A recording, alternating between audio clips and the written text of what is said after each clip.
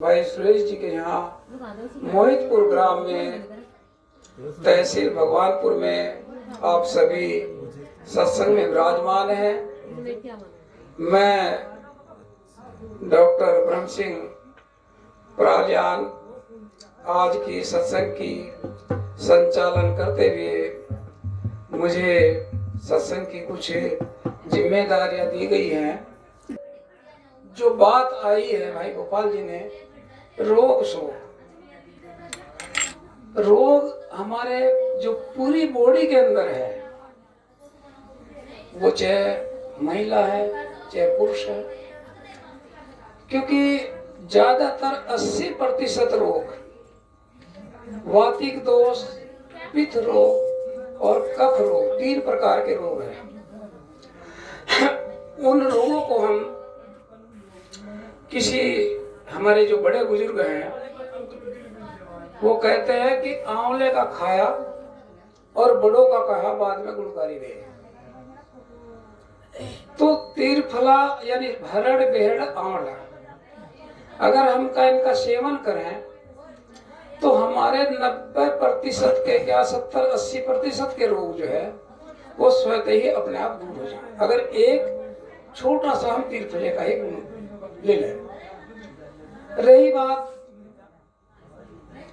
ईश्वर को मानना ना मानना, आपके ऊपर डिपेंड है।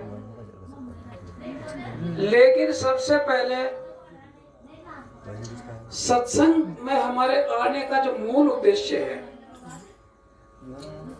अपने समाज के इर्द गिर्द हम अच्छा वातावरण पैदा करें, अच्छे समाज में जीवें, अच्छा खान पीन करें, रहन सहन, सोना जागना, उठना बैठना, ये आपके ऊपर डिपेंड है, यानी आपके ऊपर आधार है। मनुष्य के पास अगर 100 साल की आयु है तो उसकी 12 घंटे तो सोने में लगे और 12 घंटे जागने में लगे, तो उसको कुल कितना समय मिला? 50 साल। 50 साल में हमने कुछ बात करने में लगा दी, कुछ इधर उधर लड़ाई झगड़ों में लगा दिया, तो एक दिन में अगर हमने 2 घंटे वैसे व्यतीत कर दिए तो 50 साल में हमने कितने घंटे? 365 को आप 2 घंटे से भी अगर अपना समय वैसा व्यतीत कर रहे हैं आप लोग, तो कितने दिन हमने अपना जीवन खराब कर दिया। तो ये हम, क्योंकि जो गुरु बताते हैं नाम के बारे में, उन्होंने कहा कि सुमरण करो। सुमरण का अर्थ है चिंतन करना, मनन करना, गहराई में जाना, तो वो एक अपने गति को सुधारना है। दूसरे जो हम योग कहते हैं, योग ध्यान, ध्यान से और योग से बढ़कर क्या है? सत्संग है। सत्संग में हम 10 लोगों के जो विचार आ रहे हैं, जो अपने हम राष्ट्र की बात कर रहे हैं, किसान की बात कर रहे, मजदूर की बात कर रहे, हम अपने संत लाइन की बात कर रहे, गुरु रविदास जी की बात कर रहे। तो जो गुरु रविदास जी का हमारा चिंतन है, हमारे गुरु नानक देव जी का चिंतन है, नामदेव का, पिप्पा का, हमारे जो संत हुए, महापुरुष हुए, उनका चिंतन है। तो आज जो सत्संग है, ये हम सब जो है एक जागरूकता, किसकी? जो हमारे अंदर बुराइयां हैं उनको दूर करने की और सत्य को धारण करने की है। गुरु रविदास जी का जो हमारा साहित्य है, जो उनका इतिहास है, उनका जीवन जो है बहुत कष्टमय रहा है। गुरु रविदास जी ने पग पग पर ठोकरें खाई, मुसीबत ली, वो किसके लिए? हमारे लिए। काशी जी में, हरिद्वार में, जो आपके पास ही तीर्थंकरी हरिद्वार है, तो अमावस्या के और गंगा स्नान पर पर्व पर गुरु रविदास जी का बहुत बड़ा चिंतन हुआ और ब्राह्मणवाद को उन्होंने परास्त किया, पाखंडवाद को किया। अब आज आप देख लें कि चाहे वो हमारे महापुरुष हैं, जो भक्ति से भी दूर भाग रहे। आज पूरे देश में कहीं न कहीं हमारे समाज में, हमारे मानव समाज में, पूरे समाज में ही कहीं न कहीं गुण दोष है। और उन गुण दोष के द्वारा ही हमारे जो गरीबी का मेन कारण है, जो हमारे बच्चे हैं शिक्षा से वंचित है, स्वास्थ्य से वंचित है, वो हर समाज में है। जो ब्राह्मण है, जो अपने को ब्राह्मण मानते हैं, जो क्षत्रिय मानते हैं, उसमें भी गरीब लोग हैं, अमीर भी हैं, गरीब भी है। यहाँ पूरे हिंदुस्तान में, पूरे भारत में, पूरे दुनिया में दो ही है, अमीर और गरीब, किसान और मजदूर, एक जोड़ा है।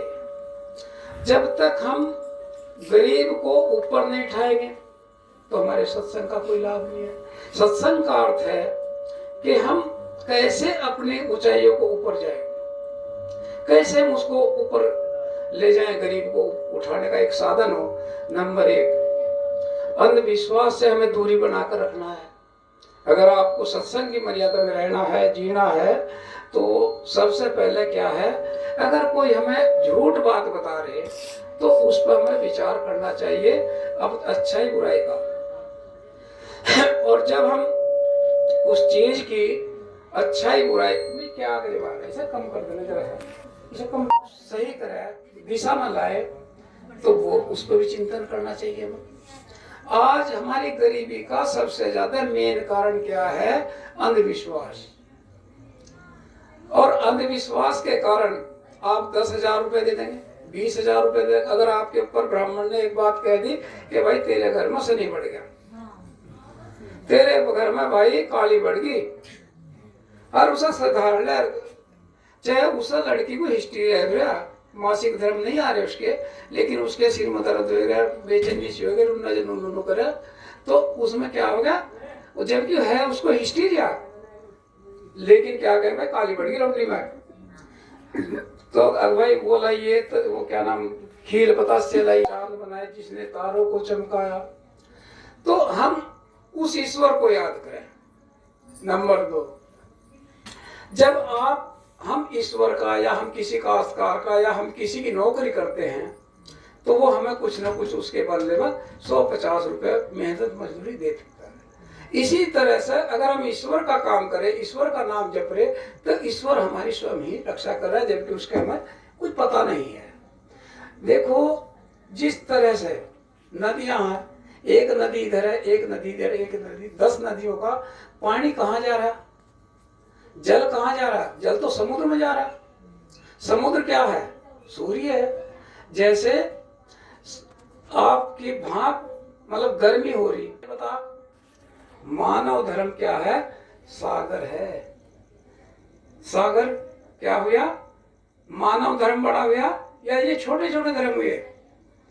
और रविदास या धर्म वो मानव धर्म को दर्शा रहा। जो हमारा रविदास या धर्म है, जब हम रविदास जी को मानते हैं तो हमारा धर्म क्या होगा? रविदास या धर्म हो गया।